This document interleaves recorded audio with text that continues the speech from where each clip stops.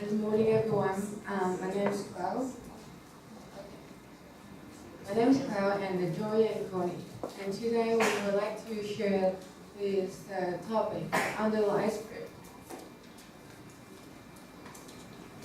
And this is our brief introduction, which is the opening and the three examples and the conclusion.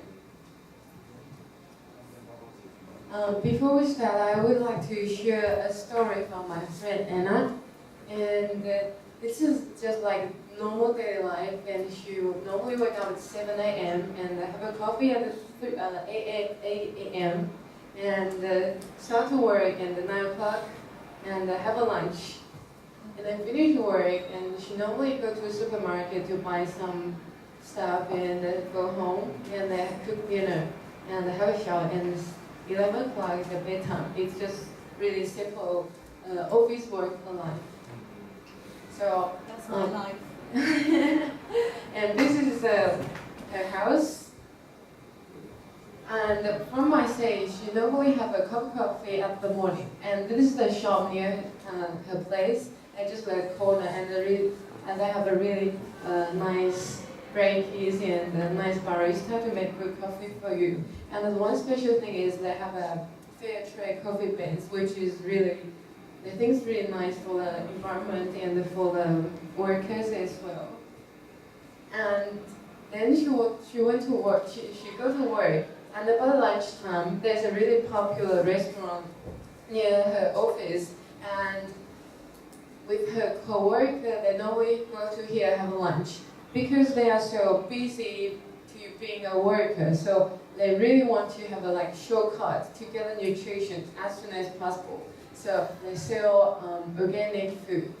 It's a little bit more expensive than normal meal, but they think it's worth to pay more to get healthier. So after work, she normally get to a supermarket which they sell organic food, and then cook at home to have a nice meal with her family. And so, did you guys see something different here? So that's our topic we want to share with you today. I hope you can have some awareness after this presentation. So, what I do is the trigger truth that we might don't know. So you might confuse now, but it's okay. Let's invite Connie to give us some examples. Thank you. Hi, I'm Connie. I'm going to explain the first two examples here. For the fair trade, we are told that the free trade destroys the poorest country, and only the fair trade can guarantee an absolute fair price.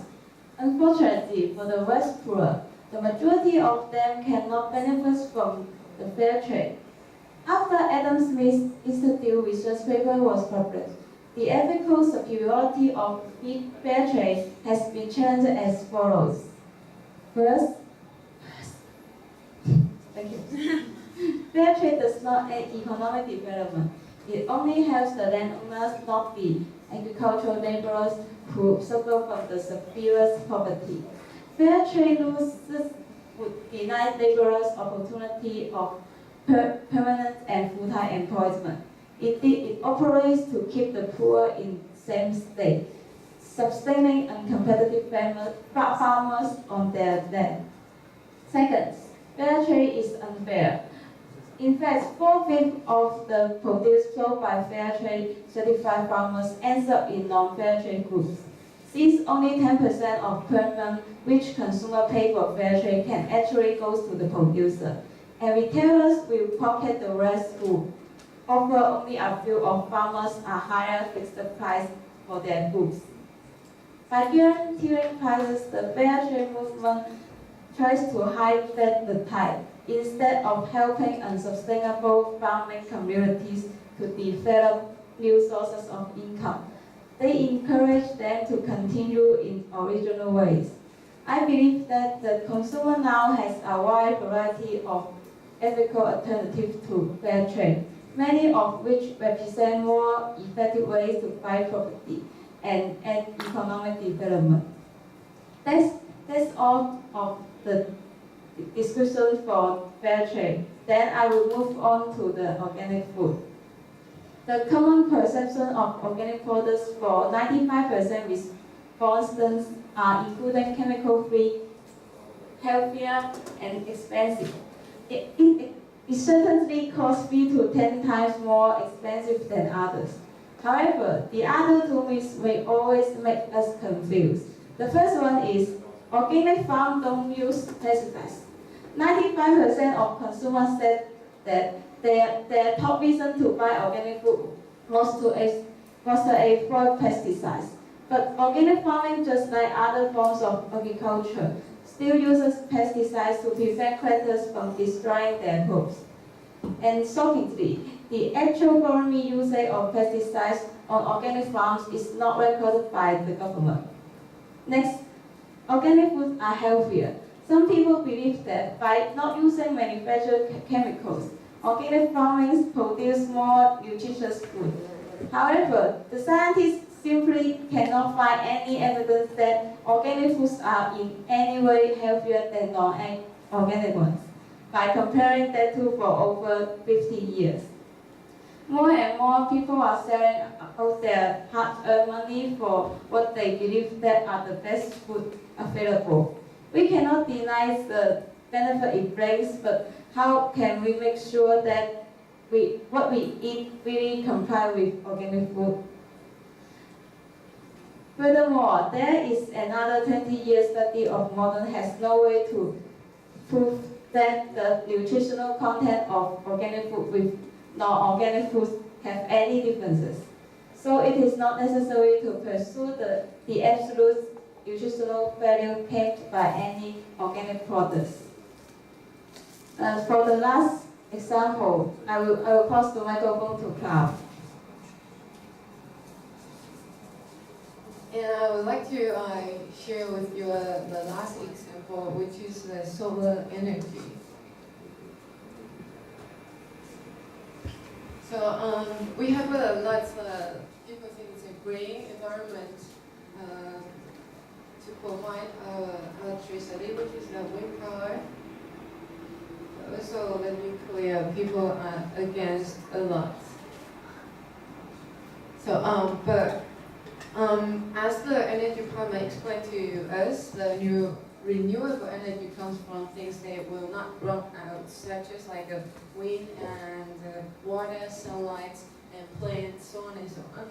And those things we can reuse again and again.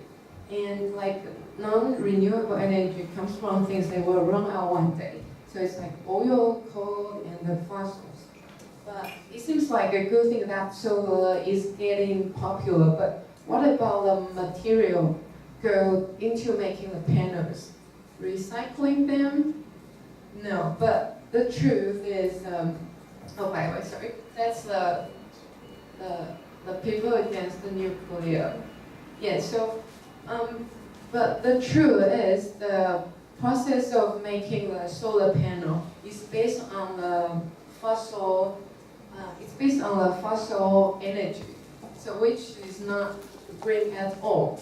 And this is from the China, the factory which making the solar panels. Why they're standing out here? That's because they realize how bad it is for environment, and that there's no cheap way to deal all those chemical waste. So what they do, they ship to undeveloped country, such as like India or China somewhere, and they didn't know it. So that's why they stand out against it.